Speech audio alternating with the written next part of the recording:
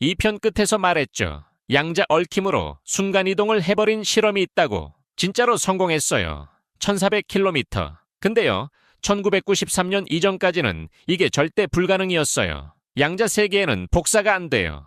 컴퓨터에서 컨트롤 C 누르면 복사되잖아요. 양자 세계에서는 컨트롤 C가 물리법칙으로 막혀 있어요. 컨트롤 X만 돼요. 잘라내기만. 근데 6명의 과학자가 미친 아이디어를 내요. 복사가 안 되면 잘라내기를 하면 되잖아. 이 논문 한 편이 세상을 뒤집어 버립니다. 이 이야기를 하려면 1993년 이전으로 한번 돌아가야 돼요. 그때까지는 이게 절대 불가능이었거든요. 잠깐 이 편 내용 한 30초만 정리하고 갈게요. 양자 얽힘, 서울에서 상자를 여는 순간 부산에 있는 상자도 즉시 결정되는 현상. 아인슈타인이 으스스하다고 했고 87년 뒤에 노벨 물리학상으로 증명됐어요. 자, 그러면 이걸로 순간이동을 하면 되는 거 아니야? 솔직히 저도 처음에 그렇게 생각했거든요. 근데 순간이동이라고 하면 뭐가 떠올라요? 드래곤볼 순간이동, 스타트랙 전송장치, 몸이 팍 사라졌다가 다른 곳에서 나타나는 거. 근데 물리학자들이 성공한 건 그게 아니에요. 물질이 이동한 게 아니라 양자 정보 무한대. 그러니까 양자 상태가 전송된 거예요. 이건 나중에 자세히 설명할 건데 일단 기억해 두세요. 물질이 이동하는 게 아니라 정보가 이동하는 거. 그래도 정보를 보내는 거면 보내면 되는 거 아닌가? 여기서 문제가 생겨요. 양자 세계에는 절대 규칙이 하나 있어요. 이걸 깨면 양자역학 자체가 무너져요. 노클로닝 정리. 1982년에 우터스하고 주렉이라는 물리학자 2명이 증명한 건데요. 쉽게 말하면요, 양자 세계에서는 복사가 안 돼요. 컴퓨터에서 파일 복사할 때 컨트롤 C 누르잖아요. 원본 그대로 두고 복사본을 하나 더 만드는 거. 양자 세계에서는 이 컨트롤 C가 물리법칙으로 막혀 있어요. 게임으로 치면 아이템 복사 버그가 있잖아요. 양자 세계는 그 복사 버그가 원천 차단된 거예요. 핵을 써도 안 돼요. 물리법칙이 막고 있으니까. 근데 이게 왜 순간이동이랑 관련이 있냐? 양자 상태를 다른 곳으로 보내려면 일단 그 상태가 뭔지 알아야 되잖아요. 근데 양자 세계에서 상태를 확인하려면 측정을 해야 돼요.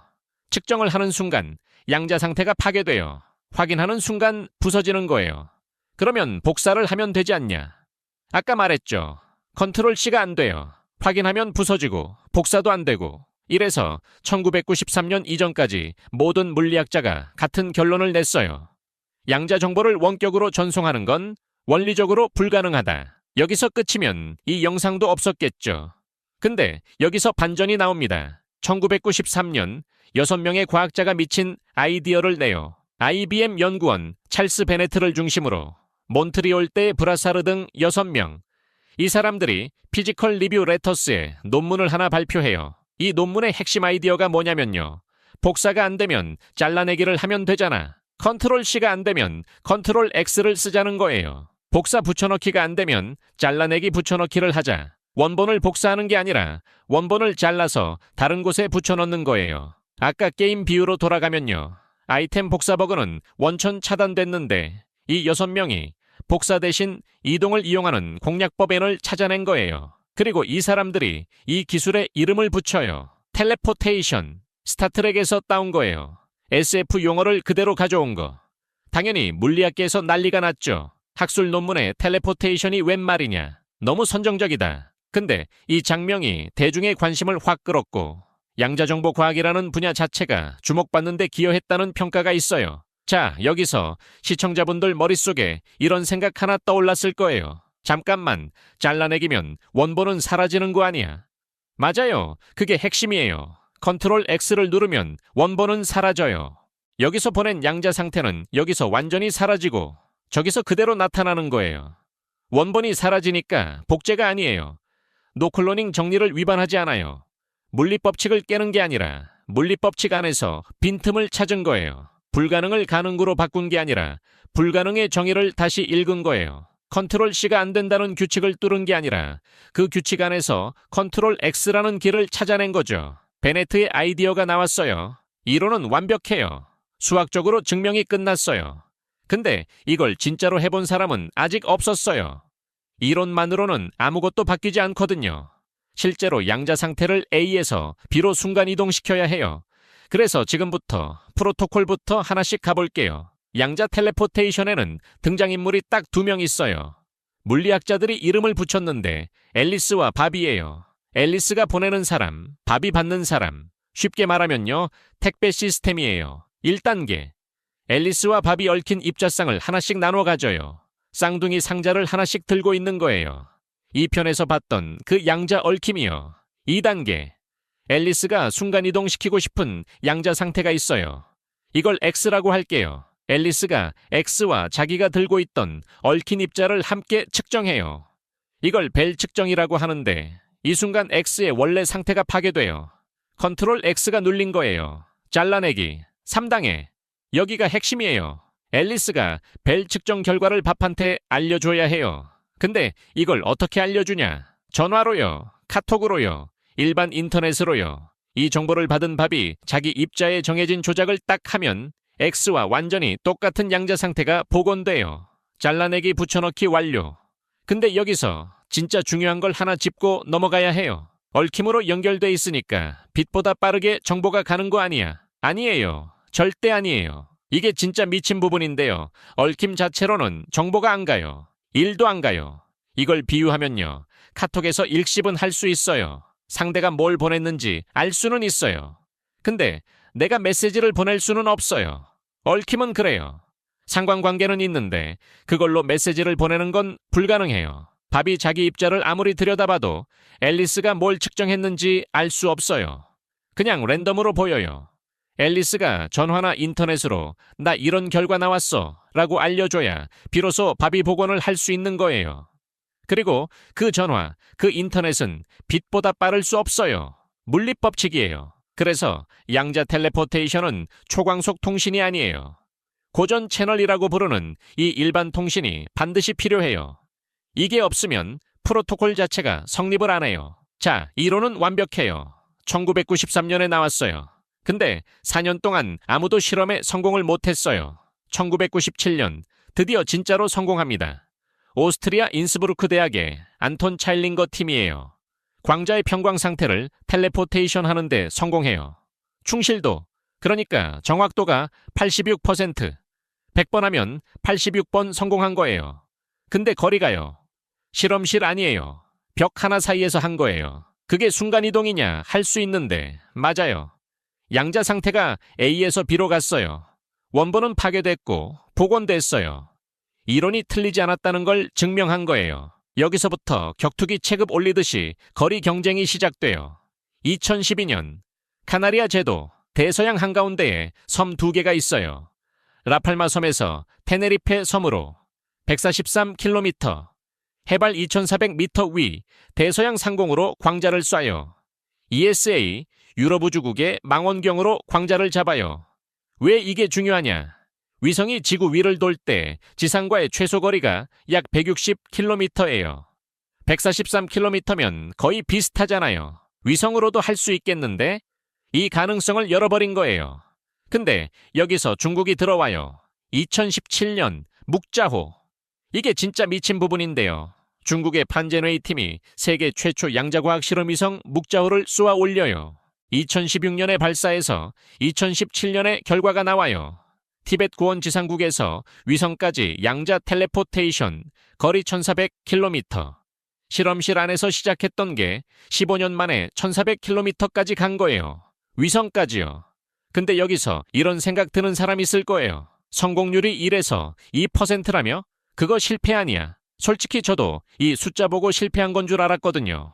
수백만 번 쏴서 1에서 2%만 성공했다고요. 근데 생각해보면요. 광자를 초당 수백만 개씩 만들 수 있어요. 그중에서 성공한 것만 골라서 쓰면 돼요. 이게 게임으로 치면 가차를 무한히 돌릴 수 있는데 1에서 2% 확률이면 그냥 뽑히는 거예요. SSR 나올 때까지 과금하는 거 아니고 매초 수백만 번 자동 리롤이 돌아가는 거예요. 그리고 고전통신도 초기에는 이랬어요. 오류 정정 기술이 발전하면서 지금처럼 된 거예요. 양자도 같은 길을 가고 있는 거예요. 근데 진짜 소름인 건 따로 있어요. 2024년 12월 미국 노스웨스턴 대학교 이 팀이 뭘 했냐면요.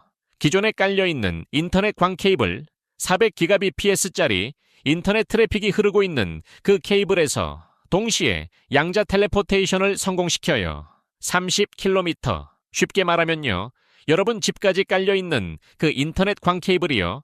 그걸로 양자 텔레포테이션이 된다는 걸 증명해버린 거예요. 이전까지는 양자 통신을 하려면 전용 회선이 필요했어요. 새로 깔아야 했어요. 근데 이제 기존 인프라를 그대로 쓸 수 있다는 게 증명된 거예요. 이건 비용의 문제이자 속도의 문제예요. 양자 인터넷이 우리 생활에 들어오는 시간이 확 당겨진 거예요. 그리고 2025년 4월 일리노이 대학교 어바나 샴페인 UIUC 팀이 충실도 94%를 찍어요. 1997년에 86%였어요. 28년 만에 94%까지 올라온 거예요. 거의 완벽에 가까워지고 있어요. 정리하면요. 1993년 이론, 1997년 실험실 안에서 86%, 2012년 대서양 143km, 2017년 위성 1400km, 2024년 우리 집 인터넷 케이블, 2025년 정확도 94%, 32년 동안 이거 진짜 되나? 에서 시작해서 이거 우리 집까지 왔다까지 온 거예요. 32년 만에 1400km, 94%. 근데 이게 대체 나한테 무슨 상관이냐고요? 여러분, 솔직히 양자 텔레포테이션 대단한 건 알겠어요. 근데 광자 하나 옮기는 게 내 인생에 뭔 영향이야? 그렇잖아요. 근데요, 지금부터 하는 이야기 들으면 생각이 바뀔 거예요. 왜냐면 양자 텔레포테이션은 양자 인터넷의 심장이거든요. 이거 없으면 양자 인터넷 자체가 안 돼요. 불가능해요. 물리적으로. 왜 그런지 설명할게요. 지금 우리가 쓰는 인터넷 있잖아요. 서울에서 부산까지 광 케이블로 데이터 보내면 중간중간에 신호가 약해져요. 광섬유가 길어지면 빛이 흡수되거든요. 그래서 중간에 중계기를 둬요. 신호를 복사해서 증폭하는 거예요. 카톡 메시지가 서울에서 부산까지 0.01초 만에 가는 이유가 이거예요. 중간에서 계속 복사증폭. 근데 양자 세계에서는요. 컨트롤 C가 안 되잖아요. 이 시리즈 내내 나온 그 규칙이요. 복사가 물리법칙으로 막혀 있으니까 중간에서 신호를 복사해서 증폭하는 게 원천적으로 불가능한 거예요. 그러면 어떻게 해요? 쉽게 말하면요. 릴레이 경주를 생각해 보세요. 400m 릴레이에서 바통 넘기잖아요. 근데 이 바통은 복사가 안 돼요. 세상에 딱 하나뿐인 바통이에요. 그러면 어떻게 넘겨요? 컨트롤 C가 안 되니까 컨트롤 X로 바통 넘기기. 잘라내기 붙여넣기로 바통을 다음 주자한테 텔레포테이션 하는 거예요. 이게 양자 중계기예요.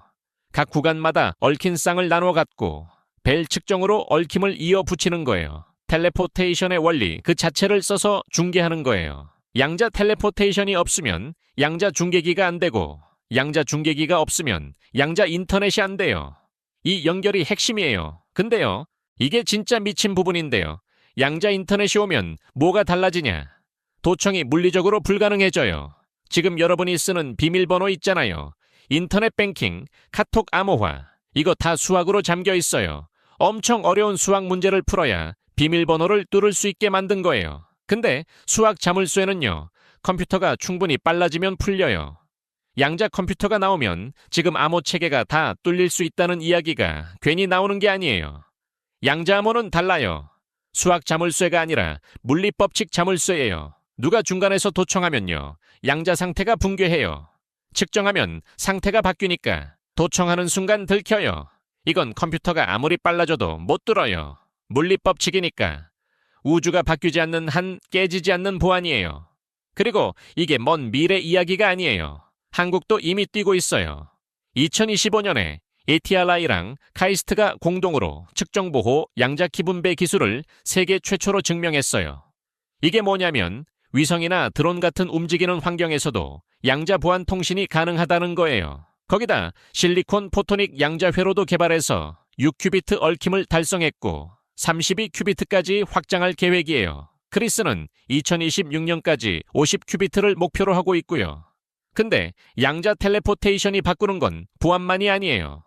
2025년 2월에 옥스퍼드 대학에서 세계 최초로 분산 양자 알고리즘을 실행했어요. 두 개의 양자 컴퓨터를 광자 링크로 연결해서 하나처럼 쓴 거예요. 이 두 컴퓨터가 대화하는 방법이 뭐였냐면요. 양자 텔레포테이션이에요. 양자 텔레포테이션이 양자 컴퓨터끼리 대화하는 유일한 방법인 거예요. 같은 해 11월에는 IBM이랑 시스코가 손을 잡았어요. 2030년대 초까지 양자 컴퓨터들을 네트워크로 연결하겠다고. 작은 양자 컴퓨터 여러 대를 텔레포테이션으로 이어붙여서 하나의 거대한 양자 컴퓨터처럼 쓰겠다는 거예요. 근데 여기서 한 가지 더요. 2025년 11월에 독일 파더보른 대학에서 반도체 칩으로 텔레포테이션을 해버렸어요. 양자점이라고. 반도체 칩 안에 들어가는 초소형 광자 발생기인데 이걸로 270m 거리에서 텔레포테이션 성공, 충실도 82%. 뭐가 대단하냐면요. 지금까지 텔레포테이션은 실험실에서 거대한 장비로 했거든요. 근데 이제 칩으로 해요. 대량 생산이 가능하고 소형화가 가능하고 집적이 가능하다는 거예요. 실험실이 아니라 칩으로 하는 시대가 열린 거예요. 그래서 양자 인터넷 로드맵이 이렇게 돼요. 4단계예요. 1단계 지금이에요. 실내 노드 네트워크. 각 중계 지점에서 측정하고 고전 정보로 릴레이하는 거. 이미 중국이랑 유럽에서 수백 킬로미터 규모로 돌아가고 있어요. 2단계 양자 메모리 네트워크. 양자 상태를 저장할 수 있는 노드가 생기는 거예요. 2026년에 중국이 10km 양자 메모리 간 얽힘을 시연했어요. 3단계 양자 중계기 네트워크. 텔레포테이션 기반으로 얽힘을 이어붙여서 거리 제한을 없애는 거. 이게 되면 진짜 전 세계 양자 인터넷이 가능해져요. 4단계 풀 양자 인터넷. 임의의 양자 연산을 네트워크에서 분산 실행하는 거. 여기까지 가면 세상이 완전히 달라져요. 10년 뒤에 도청이 물리적으로 불가능한 인터넷이 와요. 양자 컴퓨터들이 텔레포테이션으로 대화하면서 지금은 상상도 못할 문제를 풀어요. 그 모든 게 1993년에 6명이 낸 미친 아이디어 컨트롤 X에서 시작된 거예요. 자, 한번 정리해 볼게요. 1993년이에요. 모든 물리학자가 절대 불가능이라고 했어요. 양자 세계에서는 복사가 안 돼요. 컨트롤 C가 물리법칙으로 막혀 있으니까 양자 상태를 보내는 건 원천적으로 불가능하다. 그게 정설이었어요. 근데 베넷이랑 5명이 이렇게 말해요. 복사가 안 되면 잘라내기를 하면 되잖아. 컨트롤 X, 이 논문 한 편이 모든 걸 뒤집어 버렸어요. 그리고 32년이 지났어요. 실험실 안에서 시작한 게 143km 대서양을 건너고 1400km 위성까지 올라가고 94% 정확도까지 왔어요. 심지어 여러분 집까지 깔린 인터넷 광 케이블로도 된다는 게 증명됐어요. 컨트롤 C가 안 되는 세계에서 컨트롤 X로 세상을 바꿔버린 거예요. 자석 시리즈에서 이야기했잖아요. 자석이 뭔지도 모르면서 매일 쓰고 있었다고. 양자역학도 뭔지 모르면서 이미 여러분 삶 속에 있었어요. 양자 텔레포테이션은요. 앞으로 모르면서 쓰게 될 기술이에요. 10년 뒤에 도청이 물리적으로 불가능한 인터넷이 오면 그 안에 양자 텔레포테이션이 있는 거예요. 여러분이 모르는 사이에. 양자역학 시리즈는 여기서 일단 마무리할게요. 양자역학이 뭔지부터 시작해서 얽힘, 그리고 텔레포테이션까지 왔어요. 근데요, 양자 세계에는 아직 이야기 안 한 게 하나 있어요. 슈레딩거의 고양이, 상자를 열기 전까지 고양이가 살아있으면서 동시에 죽어있다. 이거 진짜 그런 건지 비유인 건지 궁금하면 댓글로 알려주세요. 마지막으로 하나만요. 양자 텔레포테이션으로 사람도 순간이동할 수 있을까요? 가능하다고 생각하면 좋아요. 불가능이라고 생각하면 댓글로 이유 남겨주세요. 다음 편에서 봐요.